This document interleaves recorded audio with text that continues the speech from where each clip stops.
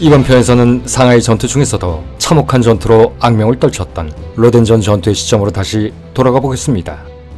우승과 천사전 상륙작전, 로덴전 전투에서 이미 막대한 피해를 입어 사실상 전투 능력을 상실해버린 일본군은 더 이상 작전 수행이 불가능하다고 판단, 본국의 병력 증원을 요청하게 됩니다. 이 내용에 대해서는 무능한 지간의 무모한 작전편에서 이미 말씀드렸습니다. 어쨌든 상황이 심상치 않게 돌아간다는 것을 인지한 일본 대본영은 어쩔 수 없이 동원할 수 있는 부대 리스트를 점검하기 시작합니다. 그런데 그들에겐 이미 제한사항이 설정돼 있었죠. 한창 진행 중인 화북전선과 수호론의 침공에 대비해 만주에 주둔시키고 있던 병력에는 절대 손을 댈 수 없었던 것입니다.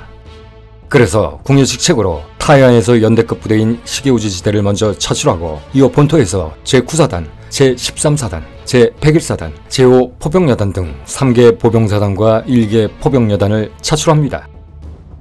이 중 제13사단과 제101사단은 급조된 이른바 특설사단들이었습니다. 그런데 말이 좋아 특설사단이지 이런 종류의 부대들은 대부분 30대 이상의 중장년층의 예비군과 훈련도 제대로 받지 못한 신병으로 구성된 부대였죠.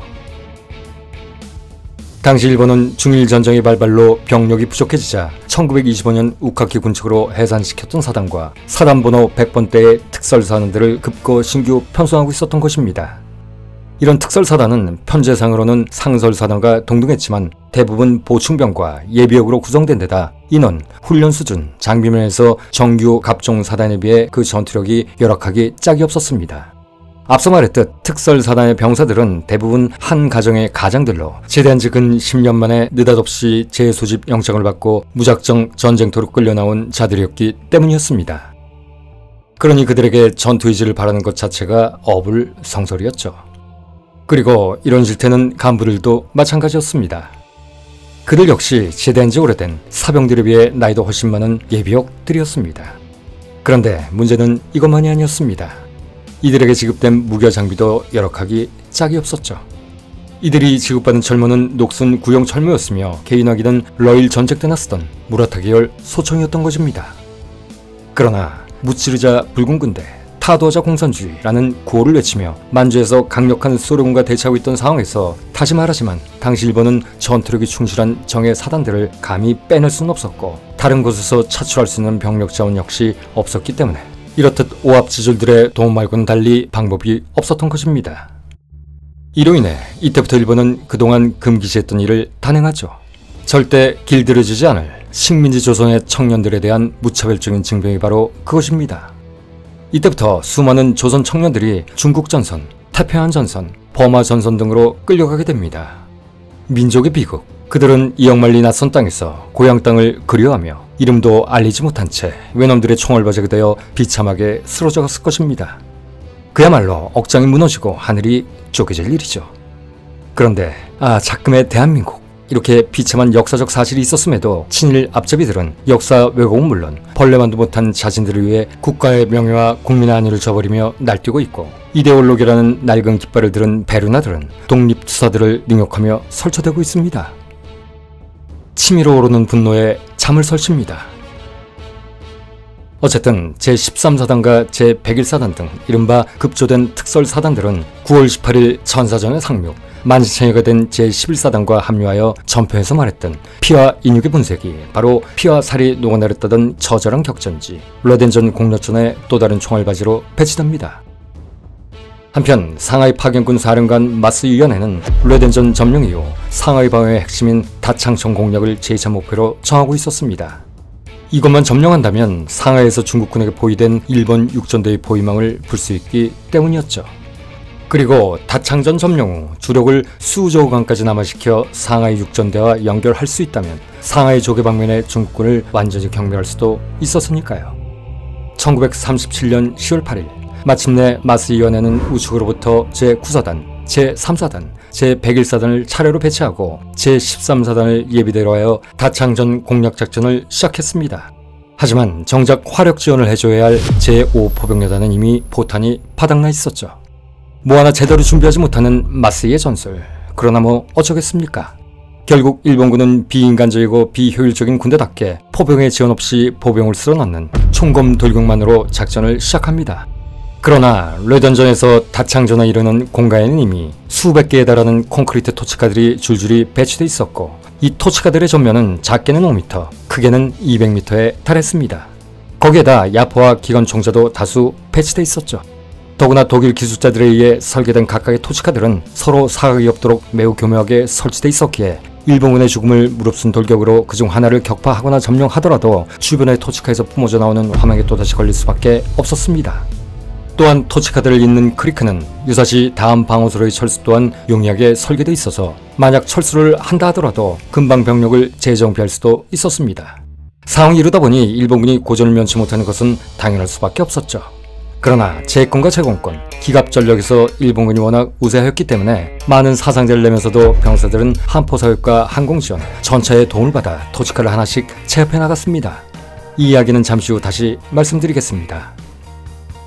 한편 장제스 역시 일본군의 병력이 대거 증강돼 10만 명으로 늘어나게 되자 화북전선을 제한 가용할 수 있는 모든 병력을 상하이로 집결시키려고 명령과 동시에 자신이 직접 작전을 지휘하기로 합니다. 그런데 이는 히틀러의 미친 작전 개입에 대한 모범 선례가 되고 말죠. 어쨌든 장제스의 이런 밑도 끝도 없는 명령으로 화중과 화남의 병력이 열차편으로 끊임없이 수송되기 시작했고, 매일 한두 개의 사단이 상하이에 도착하게 됩니다. 그 결과 10월 말에 이르게 되자 7개 집단군 85개 사단 80만 명이 넘는 병력이 좁아터진 상하이 도심 진입로에 집결하게 되죠. 그리고 거기에는 가장 중요한 전략 예비군이었던 제6사단, 제36사단, 제87사단, 제88사단 등 4개의 최종의 독일식 사단을 비롯한 30만의 중앙군까지 포함됐습니다. 전체 중군 병력의 3분의 1이 상하이에 집결한 것이죠. 장제스는 이 전투에 모든 것을 올인한 말 그대로 도박을 시작한 것입니다. 그런데 상하이 전투 초기 일본군이 저지른 삽질과 마찬가지로 장제스의 이런 도박 같은 작전 역시 뻘짓일 뿐이었습니다. 전투 개시 전 일본군이 충분한 준비도 없이 성급한 공격으로 큰 피해를 입었듯 중국군 역시 아무런 전술적 대책 없이 그저 족수만 밀렸기 때문이죠. 원래 중국군 방어계의 기본은 팔켄슈탄이 입안했던 이 전쟁의 핵심은 단계적인 종신 방어를 통한 장기전과 소모전의 수행이다 라는 것이었음에도 장제스는 상하이 방어에 너무나 집착한 나머지 주력 부대를 무계획적으로 몽땅 밀어 넣어버렸던 것입니다. 그러다 보니 고생 끝에 먼저 상하이에 도착한 성교 부대는 후속 부대가 도착하자마자 자리를 비켜주기 위해 휴식도 없이, 아니 별다른 작전 계획도 없이 바로 전선에 투입돼 버렸고, 이런 식으로 좁아터진 상하이 도심에 많은 병력을 밀어넣다 보니 지휘와 통신, 병참 문제로 인해 전투 효율은 극악으로 떨어질 수밖에 없었습니다. 물론 무기와 탄약의 부족은 말할 필요도 없었죠. 심지어 이같이 밀집돼 있던 중국군은 일본 해군에 좋은 먹잇감이었습니다. 전함의 함포사격 한 방에 1개대대에 해당하는 600여 명이 한꺼번에 몰살당하기도 했으니까요. 그러자 결국 각 사단들은 전투에 투입된과 동시에 제대로 싸워보지 못하고 말 그대로 녹아버리기 시작했습니다. 10월 20일까지 일본군의 사상자는 2만 명이 넘었지만 중국군 사상자는 그 6배가 넘는 무려 13만 명에 달했던 것이죠. 더구나 9월까지 나름 팽팽하게 이어지던 상하이 상공에서의 공중전 역시 계속되는 소모전으로 중국 공군의 손실은 갈수록 늘어난 반면 항공모함 전단이 도착하고 대만의 신규 전력까지 증원되자 제공권도 일본군으로 넘어가기 시작했습니다. 그리고 이는 이제 우리 중국군은 일본 항공대로부터도 사륙당하기 시작했다라는 것을 의미했습니다. 그런데 이런 난맥은 육상 전투에 그치지 않았습니다. 중국 해군도 한심하긴 마찬가지였죠. 이들은 양쯔강 하류에서 일본 해군의 진입을 저지하는 수세적인 전술만을 고수했을 뿐 주력 함대를 총동원해 일본 함대와 결전을 시도하는 것은 아예 생각조차 하지 않았죠. 일본의 항모전단이 들어오기 전까지는 승리까지는 아니더라도 일본 함대에 상당한 피해를 줄 가능성이 충분했는데도 말입니다. 다만 중국 해군은 이 금쪽 같은 시간에 그저 기뢰를 살포하고 소수의 어뢰정으로 일본 함대를 기습하는 것으로 소일할 뿐이었습니다. 결국 중국 해군은 일본 해군 항모전단이 도착한 후인 9월 20일부터 일주일 동안 이른바 장인해전이라고 이름 붙여진 전투에서 무려 400여 대에 달하는 일본 항공대의 대공습을 받고 말았고 기암 닝하이를 비롯해 대부분의 함선을 잃고 말죠.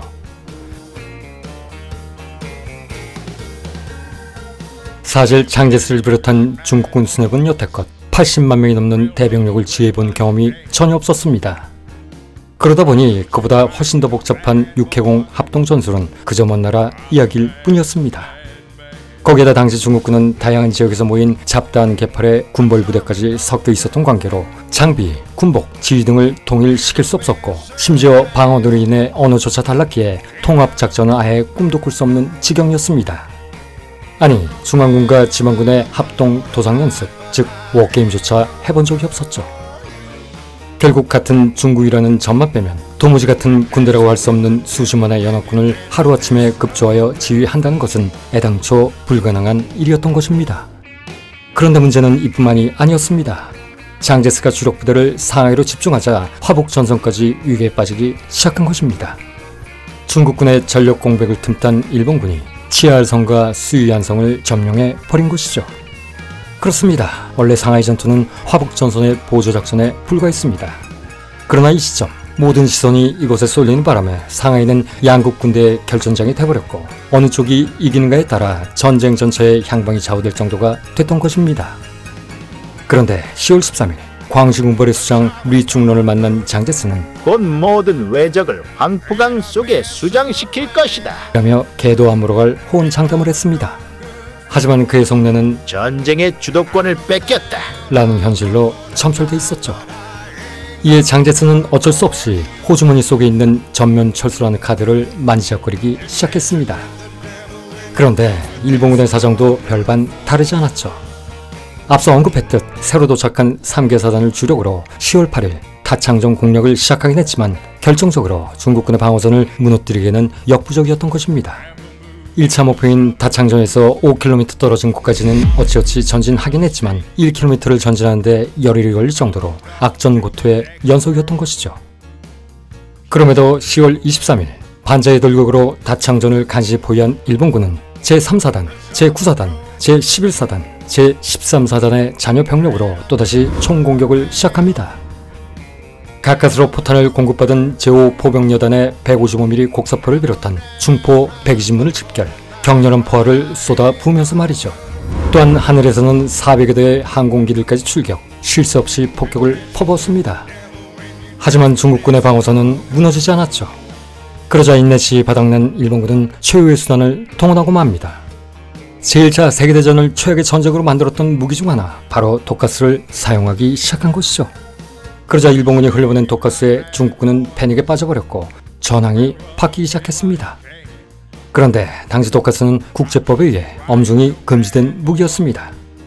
그러나 역시 일본군은 수단과 방법을 가리는 군대가 아니었습니다. 국제 여론이 어찌되든 눈 하나 깜짝하지 않고 비인간적이기 짝이 없는 살상무기를 사용해버린 것이죠. 하지만 만약 이때 중국군도 독가스를 보유하고 있었더라면 일본군이 이를 사용할 수 있었을까요? 별의별 무기를 다 사용하고 심지어 핵무기까지 동원한 제2차 세계대전. 그런데 그 기간 전체를 통틀어 독가스는 단 한 번도 사용된 적이 없었습니다. 왜 그랬을까요? 그것은 연합국이든 추축국이든 당시 모든 참전국들이 공평하게 독가스를 보유했기 때문이었습니다. 어쨌든 결국 독가스까지 사용하고 이틀에 걸친 육박전까지 벌인 끝에 마침내 10월 25일 일본군은 다창전을 함락시켰습니다. 그러자 포위되어 있던 일본 해군 육전대도 이 소식을 듣자 바로 역공을 시작했죠. 10월 26일 다창전의 함락 소식을 들은 장제스는 결국 도심 외곽으로의 퇴로가 완전히 차단되기 전 상하이 도심 중심부에 있는 주력 부대를 일단 시내 외곽으로 철수시킨다 라는 명령을 내립니다. 그러나 이때까지만 하더라도 장제스는 상하이에 대한 전면적 철수는 고려하지 않고 있었습니다. 어쨌든 이때 주력 부대의 철수를 엄호하기 위해 제88사단 소속 결사대가 자베이 주변의 이른바 사행 창고에 남아 방어전을 펼치기도 했습니다. 그리고 그들은 소총과 슈루탄, 몇 정의 기관총만으로 나흘간 일본군을 저지한 후 11월 1일 영국 쪽으로 물러났죠. 그런데 이 나흘의 전투에서 중국군의 사상자는 50명 미만이었던 반면 일본군은 전사자만 200명이 넘었고 여러 대의 전차 장갑차가 파괴됐습니다. 이들의 분투에 대해선 상하이 전투와 영화 800편에 리뷰해놨으니 궁금하시면 시청하시기 바랍니다. 어쨌든 천신만고 끝에 상하이 북정거장과 자베이를 점령한 일본군은 11월 6일 밤 중국군과 처절한 육박전 끝에 주요 요충지였던 바추차오까지도 점령합니다. 그러자 중국군은 이젠 상하이 외곽으로 완전히 밀려날 수밖에 없게 됐죠. 그러던 10월 31일 일본군은 또다시 수저우강을 도와 공동 조기지 배후에 있는 중국군 진지를 공격하기 시작했습니다.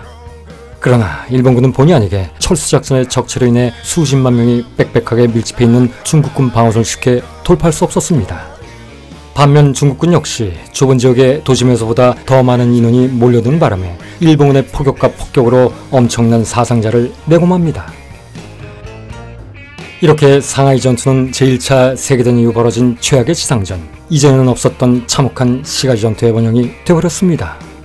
그리고 중국판 스탈린그라드 전투라 일컬어지듯 이 전투를 기점으로 중일 전쟁은 한쪽이 완전히 파멸할 때까지 싸우는 절멸전의 형태를 띠기 시작했습니다.